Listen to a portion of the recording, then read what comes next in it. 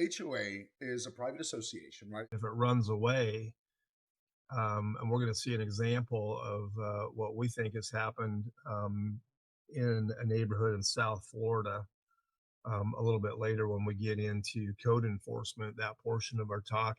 But simple little grievances because two neighbors can't talk to each other, or nobody goes to the HOA meeting, and now you've got people pulling the wool over everybody else's eyes, or being the Gestapo, I've heard, um, impacting laws that affect everybody but them, and that's really not the case. The bylaws and guiding rules and the amendments and addendums that get created affect everybody. It doesn't single anybody out, but it can signal everybody out, if that makes any sense.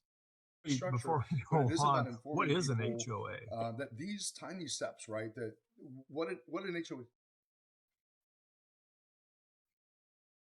Actually, that's a great question. It's a great question. So, an HOA is a private association, right? And there are many across Florida. Florida is one of the most, um, I guess, reputationally known for HOAs throughout the United States. And this private association is generally governed through some documents, right? These documents are originated when it's created. They're required by law in order to have this entity as the HOA be able to manage and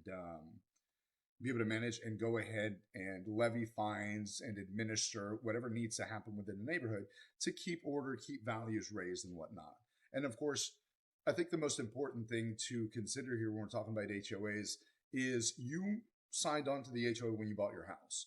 So whether you like the HOA, whether you don't like the HOA, whether you're a fan of the concept or not, you signed on by simply buying the house. And if you didn't want an HOA, obviously you'd look for a non-HOA neighborhood, and that would be, one of the solutions that you can do. But what people don't realize also is HOA is only one of the first steps, right, Chris? So far, when we get into this and start educating you on what an HOA does and how you go ahead and actually resolve some of these issues, which honestly, the very basic solution is said by Chris: communication.